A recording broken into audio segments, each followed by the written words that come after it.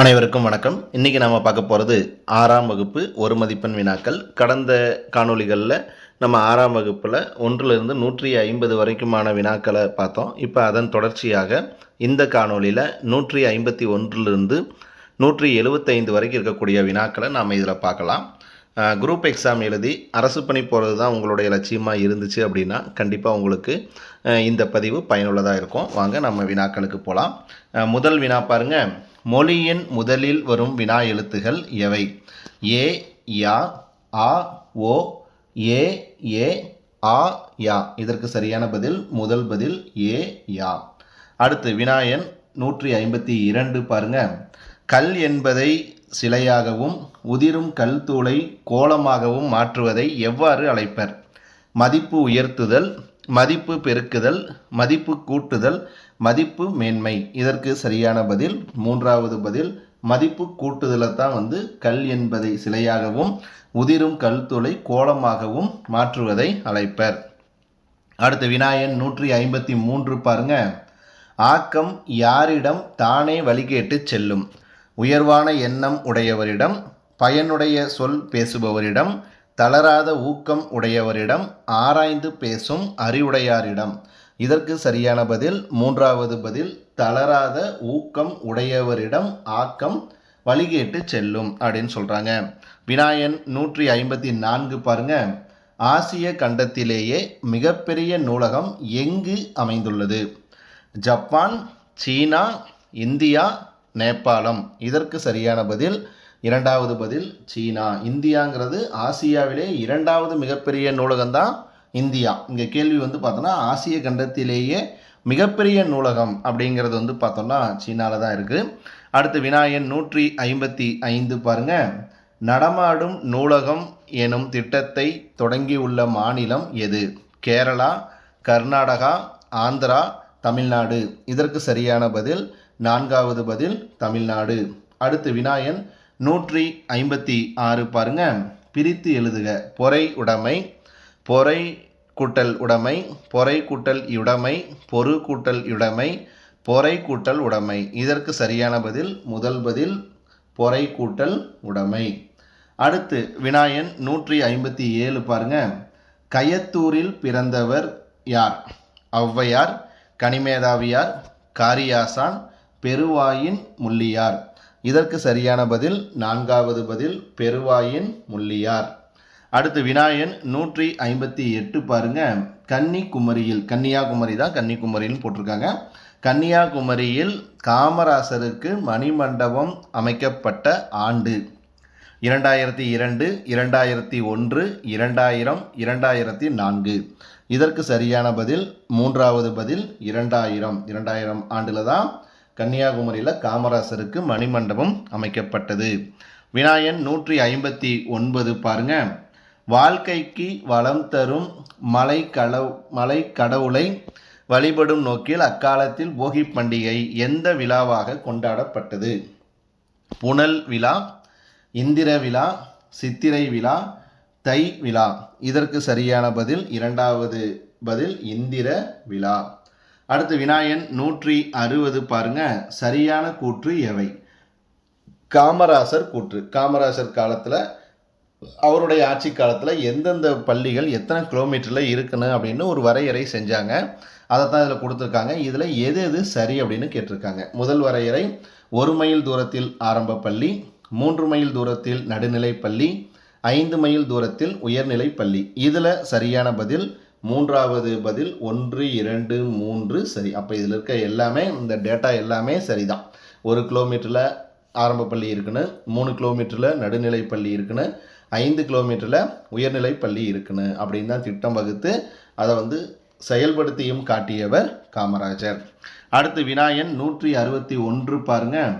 அரும்பயன் ஆயும் அறிவினார் டேஸ் பெரும்பயன் இல்லாத சொல்.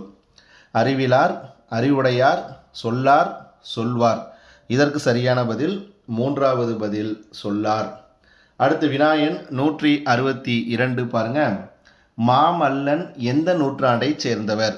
6ஆம் நூற்றாண்டு, 7ஆம் நூற்றாண்டு, 8ஆம் நூற்றாண்டு, 9ஆம் நூற்றாண்டு. இதற்கு சரியான பதில் இரண்டாவது விடை 7ஆம் நூற்றாண்டு. அடுத்து வினாயன் 163 பாருங்க. பொறுத்துக. இலை மெலிதல், இலை நூல், இலை செடியின் பாகம். இதற்கு சரியான பதில் இரண்டாவது பதில் 3, 1, 2. இலை என்பதன் பொருள் செடியின் பாகம், இலை அப்படிங்கிற பொருள் மெலிதல், இலை அப்படிங்கிற பொருள் நூல். அடுத்தது வினாயன் 164 பாருங்க. சரியான குறளை தேர்ந்தெடு. சொல்லுக சொல்லுக பயனுடைய சொல்லற்க சொல்லில் பயனிலா சொல். சொல்லுக சொல்லில் பயனுடைய சொல்லில் சொல்லற்க பயனிலா சொல். சொல்லுக சொல்லில் பயனுடைய சொல்லுக சொல்லில் பயனிலா சொல்.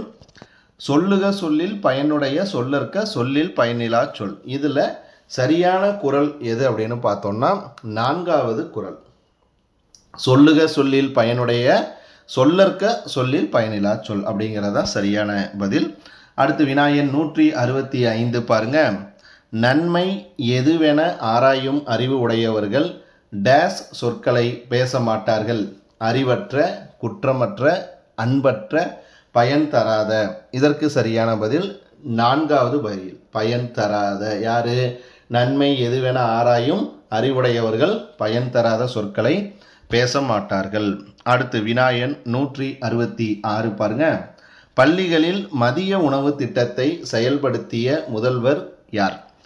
எம்ஜிஆர், மு கருணாநிதி, ஜெயலலிதா, காமராஜர். இதற்கு சரியான பதில் 4வது பதில் காமராஜர். காமராஜர் கொண்டு வந்த திட்டத்தை தான் விரிவுபடுத்தியவர்கள் மேலே இருக்கக்கூடிய அந்த 3 முதலமைச்சர்கள் எம்ஜிஆர், கருணாநிதி, ஜெயலலிதா. ஆனால் இந்த திட்டத்திற்கு அடித்தளமாக இருந்தவர், இந்த திட்டத்தை தொடங்கி வைத்தவர் யார் அப்படின்னு பார்த்தோம்னா காமராஜர் தான். வினாயன் 167 பாருங்க. பாலோடு வந்து கூலோடு பெயரும் எனும் வரிகள் எந்த நூலில் இடம்பெற்றுள்ளது?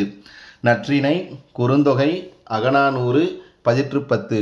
இதற்கு சரியான பதில் 2வது பதில் குறுந்தொகை. குறுந்தொகையில் தான் இந்த பாடல் வரிகள் இடம்பெற்றிருக்கின்றது. வினாயன் 168 பாருங்க. காமராஜருக்கு பாரத ரத்னா விருது வழங்கப்பட்ட ஆண்டு 1974, 1976, 1978, 1975.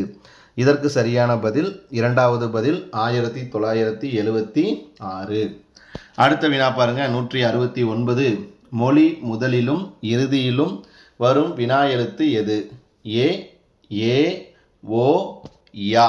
இதற்கு சரியான பதில் 2வது பதில் ஏ. ஏ தான் பார்த்தோம் அப்படின்னா மொழி முதல்லையும் வரும், மொழியின் கடைசியிலையும் வரும். வினாயன் 170 பாருங்க.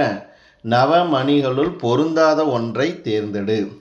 கோமேதகம், நீலம், புஷ்பராகம், தங்கம். இதற்கு சரியான பதில் 4வது பதில் தங்கம். தங்கம் தான் நவமணிகளில் பொருந்தாத ஒன்று. அடுத்து வினாயன் 171 பாருங்க.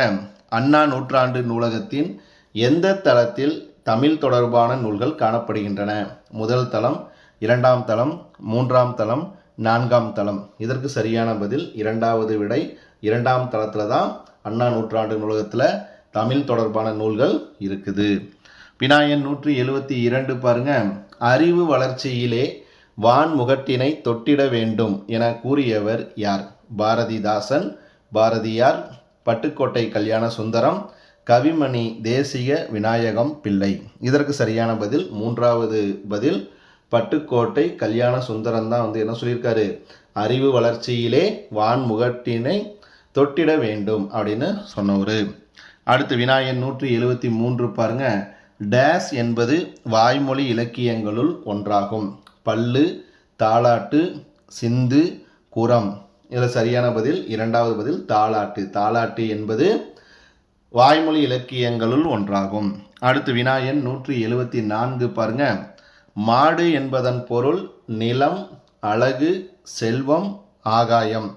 இதற்கு சரியான பதில் 3வது பதில் செல்வம். மாடு என்ற பொருள் ஒருவருடைய மிகப்பெரிய செல்வம் எது அப்படின்னா மாடு தான். அதனால தான் நம்ம புறத்திணைகளில் பார்த்தோம் அப்படின்னா மாட்டை கவர்தல் தான் முதல் திணையாகவே இருக்கும். வெற்றி, நிறை கவர்தல், அதுக்கப்புறம் நிறை மீட்டலுக்கு ஒரு திணை. அப்போ இந்த மாதிரி மாடு அப்படிங்கிறது பொருள் என்ன அப்படின்னா செல்வம்.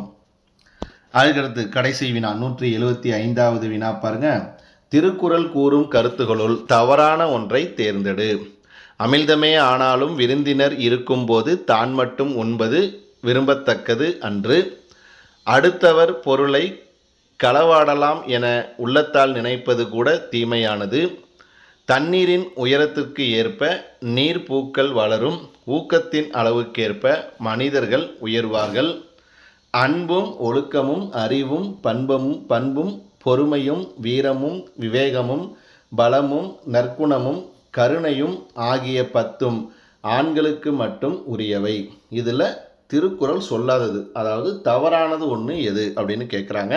அது என்ன அப்படின்னா 4வது விடை. இந்த பண்புகள் 10மே பார்த்தோன்னா ஆண்களுக்கு மட்டுமல்ல இருபாலருக்கும் பொது. இது பார்த்தோம்னா திருக்குறள் கூறும் கருத்துக்களில் தவறானதுன்னு பார்த்தா 4வது பதில்.